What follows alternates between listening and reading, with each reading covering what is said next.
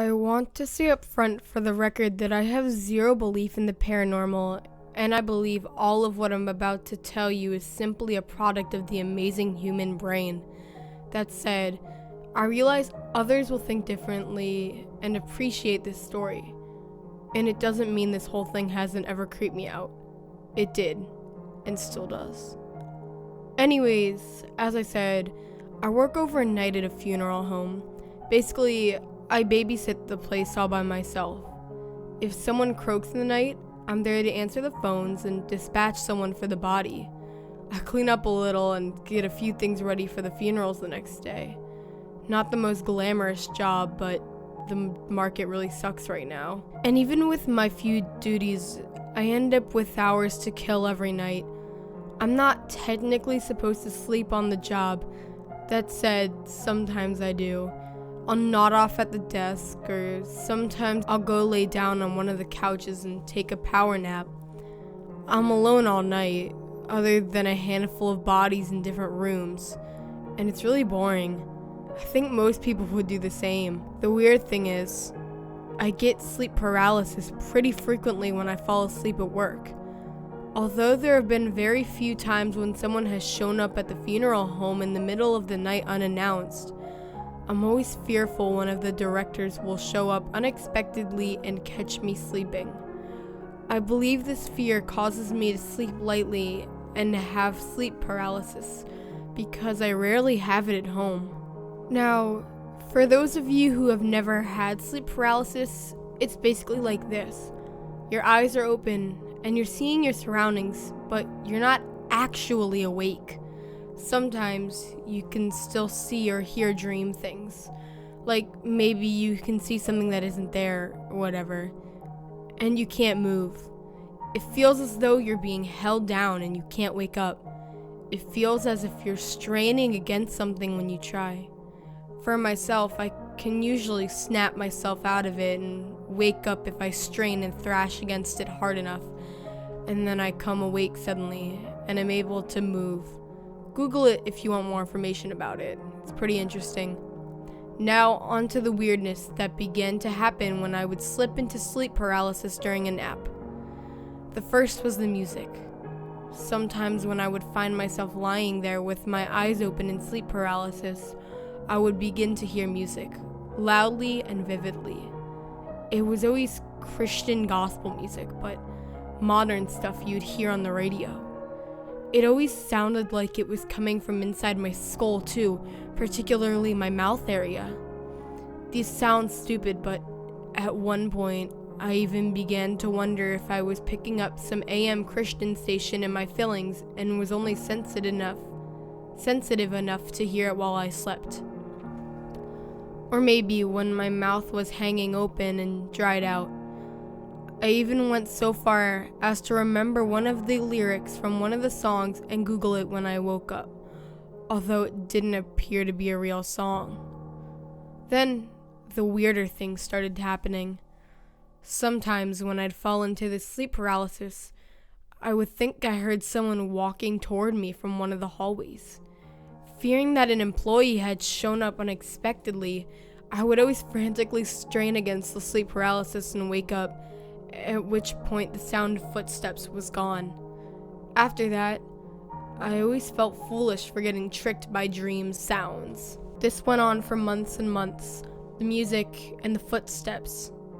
Always when I hear the footsteps, I'd err on the side of caution and force myself awake in case it was really another employee, only to be annoyed at having gone through the effort for nothing and having ruined a perfectly good nap. One night, while I was particularly tired and napping on the couch, I slipped into this state and heard the footsteps. I decided, screw it, I wasn't going to be tricked by my sleep paralysis for the millionth time. So I just laid there, expecting I would either eventually wake up normally, without the strain, or I would go back to full sleep, or that the stupid footsteps would continue the way the music always did if I just laid there, stuck in that state for a bit. Nope. To my complete surprise, the footstepper showed himself. I was laying on my back, stretched out, and a man came walking up from the direction of my head, coming just into my field of view and stopping directly next to me. There was nothing particularly memorable about him, just a white male in some kind of dress shirt and slacks, except for one thing. His face and head were obscured. They were blurred out, just like they do on the news for anonymous witnesses or whatever. Just like that, his head and face were obviously there, but I could see nothing except a smeary blur. Then, to my horror, he reached out and poked me lightly in the forehead and let out a kind of a sinister chuckle. Sinister is probably the wrong word. It was more like he was laughing as to say, "Yeah, feel really brave now, don't you?" And at that point, I snapped myself awake and found myself alone as always. It was very disturbing, of course, to say the least. Probably not as much for most, though, to be honest, because I truly have no belief in ghosts or the paranormal and chalked it up to brain tricks. But since then, it's happened twice more. The second time I saw someone, I found myself with my eyes open in sleep paralysis staring at it. I shit you not, a woman wearing a rubber clown mask and holding a gun at her side, just staring at me passively. Thankfully, I knew immediately that it was just my sleep paralysis and didn't panic, but I was unnerved enough to force myself awake and cause the woman to vanish. The third time was similar to the first. I was laying on the couch and this time, a small child approached me from behind. I think it was a boy, but I can't say for sure. Probably about 6 or 7, and his face was also blurred the way the man's had been. He giggled once in amusement. I was immediately scared to the point I forced myself awake. Of all the times it had happened, that was the most disturbing by far. My sister developed sleep paralysis in the first grade, an unusual age to be having such menacingly realistic dreams caused by stress or outside forces, something none of us could understand. It got to a point where she would stay up nights on end, sleeping after an unfocused day of school in the light of the living room, only to be up another night without rest. Frankly, we were worried about Annie and didn't know what to do. A parent's worst nightmare, their child consumed by a sickness that couldn't understand. The doctors always said the same thing. A nightlight, a teddy bear, something generally comforting to aid her in sleep, but she was 7. Not some 4-year-old who couldn't for the life of them understand what was going on. She knew the dreams always started and ended the same, and that she couldn't find comfort in much that would lessen the terror caused by such. She said it was always the same thing. A lady who stood over her beside her bed, hair too long and scraggly, smile too wide, eyes too large, and she would whisper that she was going to steal Amy's body. My sister would shake and scream until she woke herself up. She said she knew that one day, the woman would succeed. We just saw them as all too realistic dreams. One night, my sister woke up from a particularly terrible nightmare of sleep paralysis, and she wandered into my room where she tugged on my shirt to wake me. Seeing her in the pitch dark of my room was a bit unnerving, seeing as she was wide awake and it was the middle of the night. I was confused why she hadn't crawled into bed with Mom and Dad. I'm sick of waking them up at night. Tony, would you come sleep with me in my bed? I was a little unsure, being a teenager and wondering if this was weird or not, but she was my sister and I sucked it up. She smiled and said, "Good. You're my older brother, so you protect me. They keep trying to tell me things that give me comfort in my room." I slept there for a couple of nights before her constant thrashing around and waking in bed had already been enough. And then I started my routine of reading her stories until she fell asleep, crawling out of her bed, and sleeping on the floor. My parents would sometimes walk in to check on us and thought it was the sweetest thing that their teenage son was sleeping on the floor over his sister, making sure she was okay, while I woke up with the feeling of a broken back every single morning. Amy woke up thrashing one night, her eyes wide open, but every other thing about her told me she was sleeping. I tried to get things under control, but as I stood to my feet and came near her bed, she started waving her arms around as if controlled by some otherworldly thing and yelled, Don't! I knew that she was struggling with whatever was haunting her dreams, so I met her by the side of her bed and woke the sleeper, something you're never supposed to do.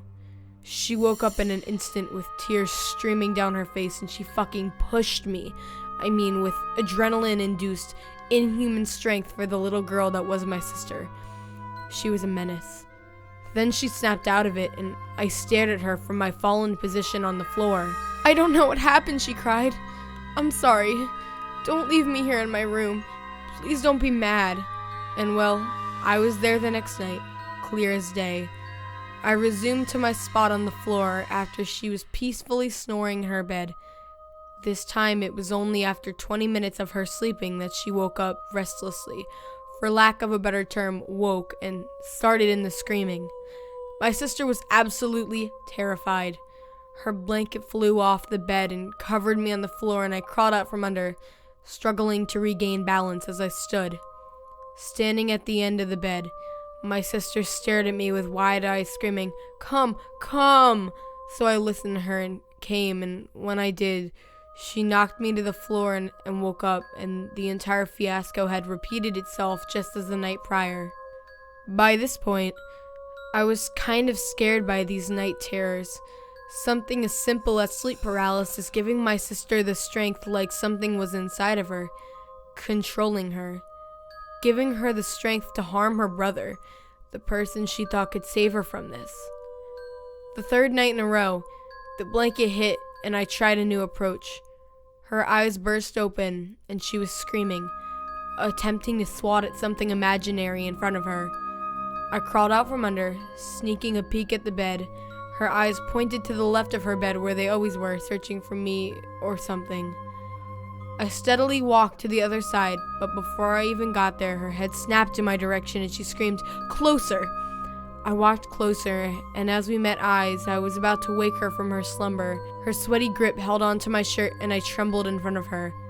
I'm awake. She threw me to the floor. I scurried backwards on my legs and my sister bolted from the bed with adrenaline pumping her to the exit of the room. She grabbed my hand on the way out and slammed the bedroom door behind us. What the fuck? I yelled at my sister, our parents now waking from their slumbers and crawling out of bed. I felt instantly bad that I had cursed in her face, but she was scaring the crap out of me and I was utterly confused at what just happened. I woke up in the middle of this dream, she said. I've been warning you for a couple of nights. Don't come closer. What? I asked, shaking my head. I pieced together the things my sister had been saying to me over the past few nights, how she'd thrown me to the floor. I told her about the crazy things she had been doing without even knowing it. Well, this time I woke up, she started, tears pouring down her face, voice turning to a whisper as our parents came in the hallway. The lady stands over my bed, tried to grab a hold of you. I saw her trying to climb into your mouth when it was hanging open. Don't come closer. The pushing. My sister had been trying to save my life from whatever the hell lived in that bedroom. The distinct feeling of something in my mouth came to light, and I reached a finger behind one of my front teeth, only to pull out a fingernail. I suffer from sleep paralysis. It was terrifying at first, of course, but once I went to the doctors, I felt somewhat better after understanding it. After an episode, I would simply put on a DVD then fall back asleep. It only happened once a month or so. However, about a month ago, it started to get worse. I live in a small one-bedroom flat. All the doors are heavy and have locks on them in the off chance of a fire, and I got into the habit of locking my bedroom door at night. One night, I woke up to the sound of someone unlocking my door, and then walking over to my bed with heavy footsteps, and stand there. I couldn't move, of course, only stare at the boots on the ground. After what felt like forever, the person slowly turned away and walked out of my room. A moment or two had passed and I finally snapped out of it, shaking and on the verge of tears. I was used to it, but it had never been as bad as that. I took a few minutes to recollect myself before turning on my bedside lamp and putting on a t-shirt so I could go make tea. As I went to unlock the door, I noticed it already was, and I froze for a moment before shrugging it off. Occasionally I would forget to lock it, so it wasn't that big of a deal. After that, it happened 2 to 3 times a week. I didn't want to go to the doctor because I thought it was no big deal, and I never really brought it up to friends or family because it's just a normal thing with me. There was one time when my boyfriend was staying over that it was different. The door unlocked itself as usual. However, this time the footsteps froze and I heard a muttered swear before the footsteps walked back out. After that, it stopped. I was relieved, of course, but I couldn't help but feel uneasy. When I walked into college 3 days later, my friend who lived a couple streets away told me what had been happening. A girl a few houses down from her was raped and murdered. Her face had been stabbed with a screwdriver and her breasts and stomach sliced open with a box cutter. The man who murdered her was found a day later. He confessed to the crime and admitted to committing 2 more that he was currently rescheduling the 4th one. The thing that was most terrifying, though, was that all of the girls suffered from sleep paralysis.